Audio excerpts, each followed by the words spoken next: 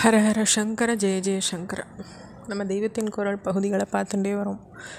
அதில் நமக்கு ஏகாகிரக சித்தம் உண்டானாக்கா நம்ம எல்லாத்தையும் ஒரே விதமாக பார்த்தா நம்ம பாபத்தை போக்கி ஞான மார்க்கத்தில் ஈடுபட்டு எல்லையில்லாத ஞானம் ஆனந்தமாக மாறி நம்மளால் அனுபவிக்க முடியுன்றத போன ஆடியோவில் பார்த்தோம். ஒரே ஒரு சூரியன் தான் இருக்குது. கையில் கொஞ்சம் ஜலத்தை எடுத்துட்டு நல்லா வழுவழுப்பான தரையில் அதை தெளித்தோம்னாக்கா ஒவ்வொரு முத்து ஜலத்துலேயும் பிரதிரூபமாக ஒரு ஒரு சூரியன் தெரியும் இல்லையா? அப்போ எல்லாம் பிரிஞ்சு காணப்பட்டால் கூட அநேக சூரியன்கள் இருக்கிறதா அது ஆகாது. சூரியன் ஒன்று தான். அப்படியே உலகத்தில் உள்ள இத்தனை ஜீவராசிகளும் சிறிதாக மினுமினுக்கிற அறிவொளி அனைத்தும் ஒரே பிரம்மத்தினுடைய பிரதிபலிப்பு தான். இதைத்தான் ஸ்ரீ ஆதிசங்கர பகவத்பாதா பிரம்மசூத்திர பாஷ்யத்தில் சொல்லியிருக்கார். எல்லாத்துக்கும் மூலமாக இருக்கிற அகண்டமான ஒரே சக்தி எதுவோ, அறிவு எதுவோ, அந்த எல்லை கடந்த சக்தி தான், அறிவு தான் நம்ம இடத்துல ஒரு எல்லைக்குள்ளே பிரிஞ்சு கண்டமாக தோன்றுறது.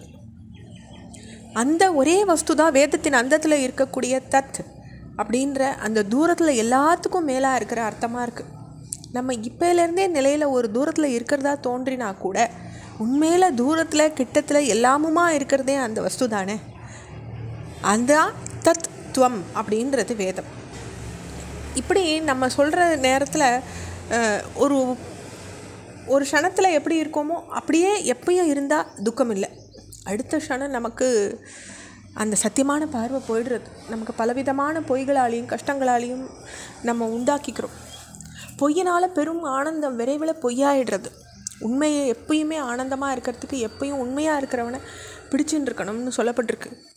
உண்மையாக இருக்கிறவன் சுவாமி ஒருத்தந்தான். ஆசாமிகளால் நம்ம அந்த சுவாமியை தான் பற்றிக்கணும். கண்டமாக நம்ம இருக்கோம்.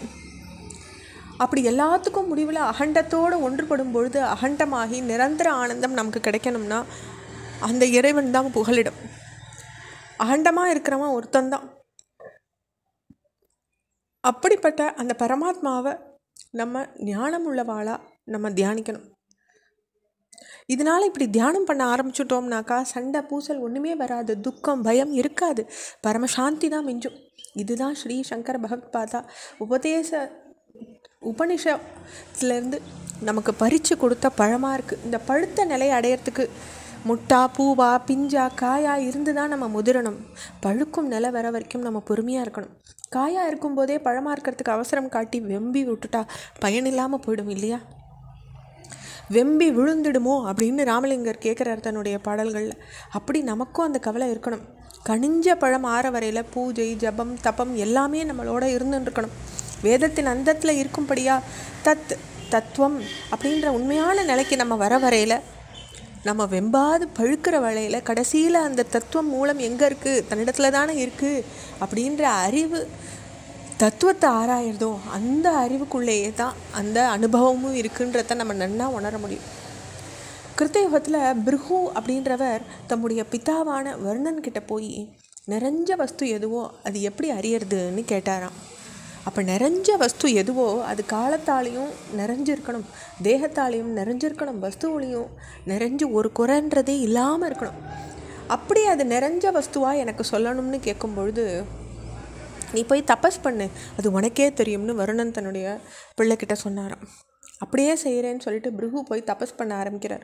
முதல்ல அவருக்கு ஒன்று தெரிஞ்சுது, இந்த சரீரம்தான் வசதியான வஸ்து, இதுதான் எல்லாவற்றையும் உணர்றது. உணரப்படுற பொருளை காட்டிலும் உணர்ந்துக்கிற பொருள் வசதியானது இல்லையா?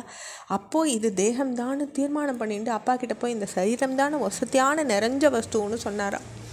அப்பா திரும்பியும் இன்னும் கொஞ்சம் தபஸ் பண்ணுன்னு சொல்லி உத்தரவிட்டாராம். இப்படியே கொஞ்சம் தபஸ் பண்ணுறது, உடனே தமக்கு தெளிவானதை போய் சொல்கிறதுன்னு 5 தடவைகள் செஞ்சாராம் பிருகு. அப்படி முதல்ல உடம்பு நிறைஞ்ச வஸ்துவாக இருந்தது. இந்த உடம்பு ஒரு நாள் பிரேதமாக போகிறதுன்னு யோசித்த பிறகு உடம்பு நிறைஞ்ச வஸ்து இல்லை, பிராணந்தான் நிறைஞ்ச வஸ்துன்னு தோணித்து. அதுக்கு பின்ன மனசு தான் நிறைஞ்ச வஸ்துன்னு தோணித்து. பிற்பாடு அறிவே சிறந்த வஸ்துவாக தோணித்து. 5ஆம் முறை போன போது தான் ஆனந்தானுபவம் தான் நிறைவான வஸ்துன்னு தோணித்து. நீங்கள் சொன்னபடி நான் இத்தனை நாள் தபஸ் பண்ணினேன், இப்போ எல்லாம் நடுநடுவே ஏதோ ஒரு விதமான ஒரு ஆனந்தம் ஸ்பூரிக்கிறதே, அது என்னன்னு அந்த தந்தையை கேட்டாராம் பிருகு. உனக்கு ஒவ்வொரு சமயத்துலேயும் கொஞ்சம் ஸ்புரிக்கிறதுன்னு சொல்கிறியே, அந்த ஆனந்தம்தான் வஸ்து.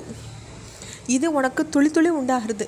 இதுவே நிறைஞ்சுட்டாக்கா அதுவே நம்ம பேரானந்தம்னு சொல்கிறோம். அந்த பேரானந்தம் எப்போ குறைவில்லாமல் காலத்தாலையும் தேகத்தாலையும் நிறைஞ்சு இருக்கும்படியான ஒரு வஸ்து. சரீரம், பிராணம், மனசு எல்லாவற்றுக்கும் ஆதாரமாக இது எல்லாவற்றையும் கடந்த ஆத்மான்னு சொல்லப்பட்டிருக்கோ அது தன்னைத்தானே அறிஞ்சு அனுபவிக்கிறதுல தான் ஆனந்தம் உண்டாருதுன்னு பிதா சொன்னதா உபனிஷத் கதை சொல்கிறது. என்னுடைய தொடர்ச்சியை அடுத்த பகுதியில் பார்க்கலாம். ஹர ஹர சங்கர, ஜெய ஜெய சங்கர்.